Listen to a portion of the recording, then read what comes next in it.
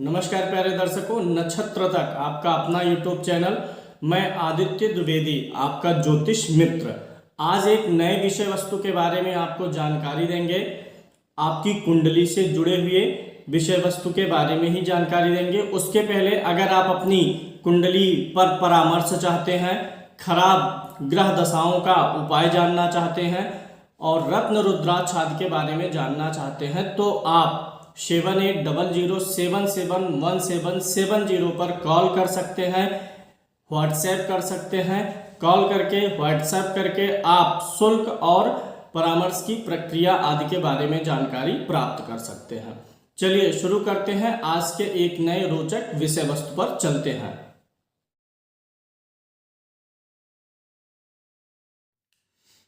गोचर, जो ग्रहों का ट्रांजिट होता है डेली, हर महीने ग्रहों के राशि परिवर्तन होते रहते हैं, तो उसके बारे में आप कैसे देखेंगे? लग्न से देखेंगे, राशि से देखेंगे, या फिर कौन कौन से चीज़ों से देखना है और क्या सूत्र लगेगा, ये आज मैं आपको बताऊंगा। आज तारीख है 24 नवंबर 2021 की मैंने कुंडली बना ली है। ऐसे आप कभी भी किसी भी समय का गोचर देख सकते हैं। वर्तमान समय में गुरु कुंभ राशि पर है, शनि मकर राशि पर है, शुक्र धनु पर है, सूर्य और बुध केतु वृश्चिक राशि पे है, मंगल तुला पे है, चंद्रमा कर्क पर है। आज की तारीख में चंद्रमा सबसे जल्दी परिवर्तित होने वाला ग्रह है। 2 दिन में अपनी राशि चेंज कर लेते हैं, 2 से 3 दिन में, 2.25 दिन में। वैसे राहु आज के समय में वृषभ राशि में है। तो ये जो ग्रहों का राशि परिवर्तन होता रहता है हर महीने, ये आप अपनी कुंडली पर कैसे लागू करेंगे इसके बारे में देखना है। जैसे ये 9 ग्रह हो गए, इन्हीं 9 ग्रहों में से आप निकालते हैं कि कितने अच्छे हैं और कितने बुरे पोजीशन में चल रहे हैं, उसी हिसाब से आप निर्णय लेते हैं। यहाँ पर हम एक राशि के माध्यम से आपको समझाएंगे। जिनकी मीन राशि है वहाँ से मैं शुरू कर देता हूँ और अभी आपको सारी राशियाँ समझ में आ जाएंगी कि कैसे आपको कैलकुलेट करना है। देखिए क्या है कि 2 स्थितियाँ सबसे खराब मानी जाती हैं। 3 स्थितियाँ ग्रहों की। अगर कोई ग्रह 6ठे भाव में है, 8वें भाव में है और 12वें भाव में है तो खराब माना जाएगा। अगर कोई ग्रह जो आपकी लग्न है, कुंडली से आपको अपना लग्न पता होगा और राशि पता होगा, तो अगर कोई ग्रह आपके लग्न और राशि दोनों से 6, 8, 12 में गोचर कर रहा है तो वह ग्रह अशुभ नहीं है बल्कि बहुत अशुभ है, बहुत अशुभकारी होगा। वह अपने गोचर के दौरान बुरा परिणाम देकर ही जाएगा। इसी प्रकार से अगर कोई ग्रह लग्न से अच्छी स्थिति में है और राशि से खराब है, या राशि से अच्छा है लग्न से खराब है, यानी अभी ये सूत्र पूरा नहीं हुआ, सिर्फ लग्न और राशि से ही नहीं, अभी बहुत सारे सूत्र हैं। कार्यक्रम को आप पूरा देखिए। ये तो लग्न और राशि से सिर्फ आप उस ग्रह का प्रभाव अपने ऊपर जान पाते हैं, लेकिन आपके ग्रह आपके फैमिली को भी प्रभावित करते हैं, बच्चों को, माता पिता को। मैंने सब लिख रखा, अभी मैं आपको समझाऊंगा। तो पहली चीज आप अपने लिए कैसे देखेंगे? अपने शरीर के लिए, अपने मन के लिए लग्न से भी देखेंगे और राशि से भी देखेंगे। जो ग्रह आपकी कुंडली में लग्न से और राशि से दोनों से अशुभ स्थिति में है वह बहुत अशुभ फल देगा। एक से अच्छे में है, एक से बुरे में है तो मिला जुला देगा, और दोनों से अच्छे में है तो बहुत अच्छा प्रभाव देगा। वह ग्रह अपना प्रभाव बहुत अच्छा देगा, या दोनों से बुरा है तो वह ग्रह अपना प्रभाव बहुत बुरा देने वाला है। अब जैसे मान लीजिए किसी की मीन राशि है तो वर्तमान में मीन राशि से बृहस्पति 12वें भाव में है। अब अगर किसी की कर्क राशि है तो कर्क से अष्टम में है, और अगर किसी की कन्या है तो वहाँ से बृहस्पति खष्टम में है। यानी जिन लोगों की राशि या लगन में से कोई एक, जैसे मान लिया मीन राशि हो गई, मीन से कहाँ पर है? बृहस्पति 12वें में है।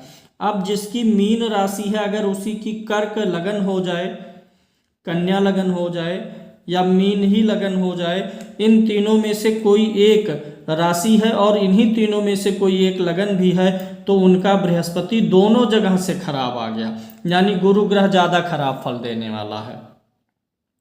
इसी प्रकार से आप सभी ग्रहों के बारे में जान सकेंगे। जो ग्रह लगन राशि दोनों से खराब वो बहुत अशुभ है, उसका दान पुण्य कर लीजिए। जो दोनों से अच्छा है वह अच्छा परिणाम देगा। लगन से अच्छा राशि से बुरा या राशि से अच्छा लगन से बुरा तो वह मिश्रित फल देने वाला है, उसका भी कुछ जप वगैरह कर लेना चाहिए। यह तो एक नियम हुआ। अब अन्य नियम पे चलेंगे गोचर देखने के लिए। हर ग्रह जो है गोचर में, अभी जैसे यहाँ पे जो कुंडली बनी है यह तो आप अपनी लग्न राशि से देखें। अब हर ग्रह एक दूसरे से कुछ भावों की दूरी पर है। जैसे ये मंगल जो है देखिए सूर्य से बरहमे में है, सूर्य जो है शुक्र से बरहमे में है, शुक्र जो है शनि से बरहमे में है, जब ऐसे गिनते हुए आएंगे बरहमे में है, शनि जो है गुरु से बरहमे में है। ऐसे ये मंगल जो है शनि से दशम में है, गुरु से शुक्र एकादश में है। तो इस प्रकार से हर ग्रहों की टैली निकालनी पड़ेगी। कैसे निकालना है ये वाली चीज ज़्यादा महत्वपूर्ण है।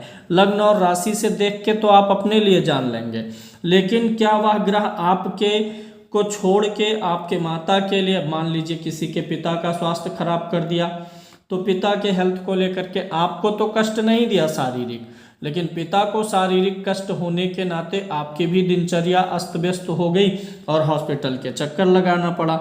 ऐसे पत्नी के लिए हो सकता है, भाई के लिए, माता के लिए। तो इसे कैसे जानेंगे? देखिए, आपका जो गोचर चल रहा है उसे आप अपनी लग्न और राशि से मिला के पहले अपने लिए जान लीजिए कि कौन सा ग्रह लग्न से और राशि से 6, 8, 12 में है, उसका उपाय करना है।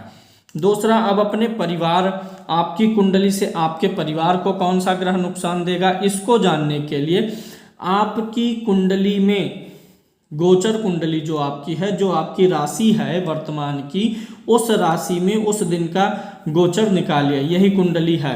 अब सबकी राशियां अलग अलग होंगी।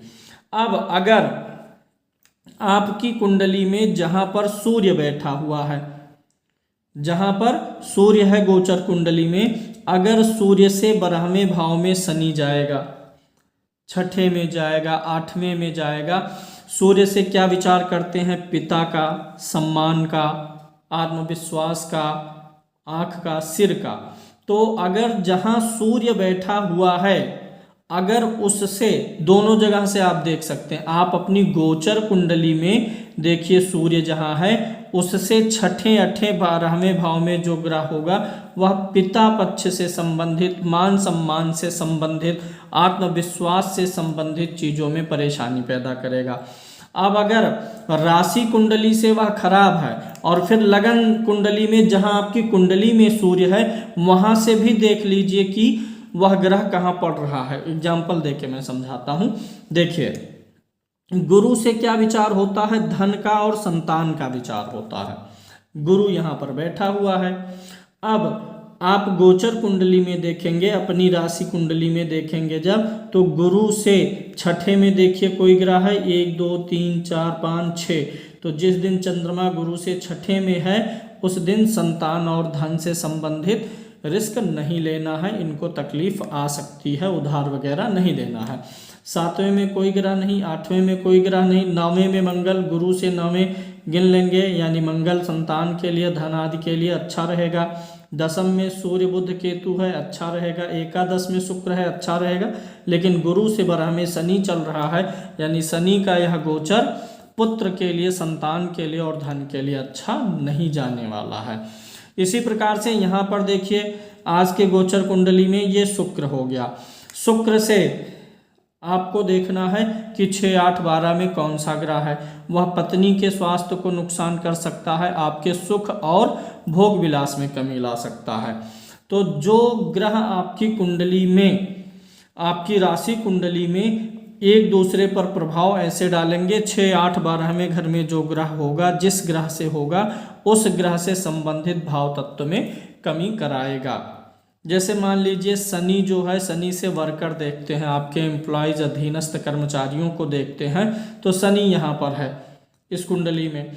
अब मीन राशि से शनि कहाँ है, एकादश भाव में है, यानी मीन राशि वालों को शनि लाभ देने वाला है।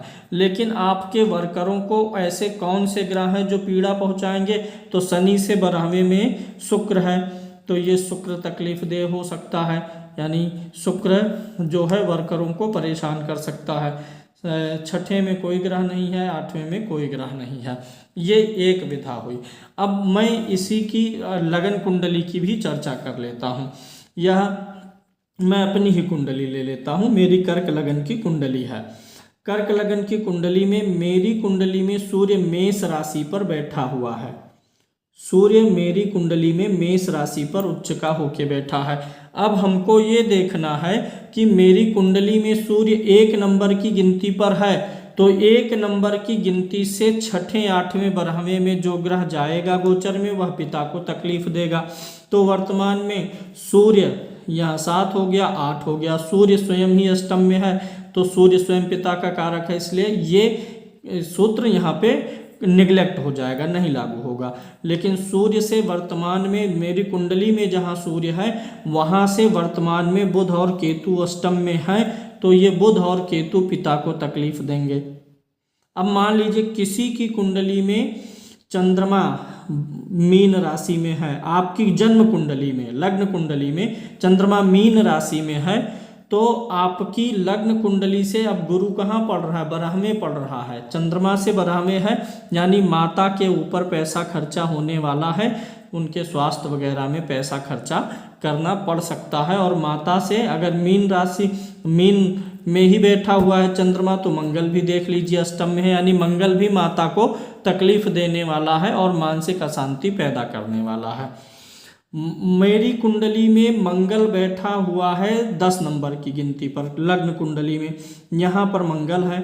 अब यहाँ से देख लीजिए 6, 8, 12 में कौन सा ग्रह है, वह मंगल से संबंधित चीज़ों में परेशानी पैदा करेगा, भाई और पराक्रम जो भी मंगल से देखा जाता है। तो मंगल से 12वें में शुक्र है, स्त्रियों के कारण मानसिक तनाव बन सकता है, स्त्रियों से परेशानी आ सकती है।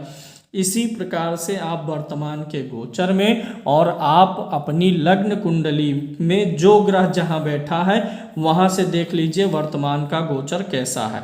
अब मेरी मीन राशि है और वर्तमान में राहु 2 नंबर की गिनती पर है, तो मीन राशि से राहु कहाँ है, 3रे भाव में है। 3रे भाव का राहु वर्तमान का गोचर अच्छा प्रभाव देगा। इसी प्रकार से आप देख लीजिए बुध से मित्र और वाणी देखते हैं। आपकी कुंडली में बुध कहाँ बैठा है, मेरी कुंडली में बुध 2 नंबर की गिनती पर बैठा हुआ है, वृषभ राशि में है, बुध यहाँ है मेरी लग्न कुंडली में। और अब वर्तमान की गोचर कुंडली में देखिए बुध से 1, 2, 3, 4, 5, 6 में मंगल है। छठे भाव में अक्सर पाप ग्रह बहुत ज़्यादा बुरा प्रभाव नहीं देते हैं, हालांकि बैठा है तो यहाँ पर मंगल ज़्यादा बुरा नहीं देगा, लेकिन कुछ ना कुछ वाणी और मित्रों से संबंधित परेशानी पैदा कर सकता है। कोई मित्र अनएक्सपेक्टेड आ सकता है और अनचाही डिमांड कर सकता है, या मित्रों को तकलीफ हो सकती है। सप्तम में कोई नहीं है, अष्टम में है, यानी मित्रों के लिए और वाणी के लिए शुक्र ग्रह शुभ नहीं है। अगर यहीं से बुध से 12वें में कोई हो जाता तो वो भी अशुभ माना जाता। तो गोचर जब आप लग्न से देखते हैं, लग्न मतलब आपका शरीर और राशि मतलब आपका मन, अगर आपके लग्न और राशि से खराब है तो वो आपको अशुभ फल देगा। अब अगर आपकी कुंडली में जहाँ सूर्य बैठा है और वर्तमान गोचर में जहाँ है, दोनों जगहों से सूर्य खराब हो जाएगा, तो पिता के जिस भाव से 12वें में हो, जिस ग्रह से 12वें में होगा उस ग्रह से संबंधित, जैसे गुरुपुत्र का कारक है। अब मान लीजिए गुरुपुत्र का कारक है, अब सूर्य जो है गुरु से, आपकी कुंडली में गुरु जहाँ पर है, मान लिया मैं गुरु कुंभ राशि में मेरी कुंडली में भी है, अब गोचर में अगर यही सूर्य यहाँ अष्टम भाव में आ गया तो गुरु से अष्टम में होने के नाते धन और संतान संबंधी परेशानियां पैदा करेगा। आप इसको फिर से एक बार देख लीजिए और बहुत ध्यान से देख लीजिए, समझ लीजिए। सिर्फ लग्न राशि से ही नहीं देखना है, आपकी कुंडली में ग्रह जिस भाव में बैठे हुए हैं, जिस राशि में है, उसी राशि से भी टैली करा लेना है। 6, 8, 12 में स्थित ग्रह खराब रिजल्ट देने में सक्षम होते हैं। आगे फिर अगले कार्यक्रम में गोचर के बारे में बात करेंगे। आज के लिए इतना ही। जय श्री कृष्ण।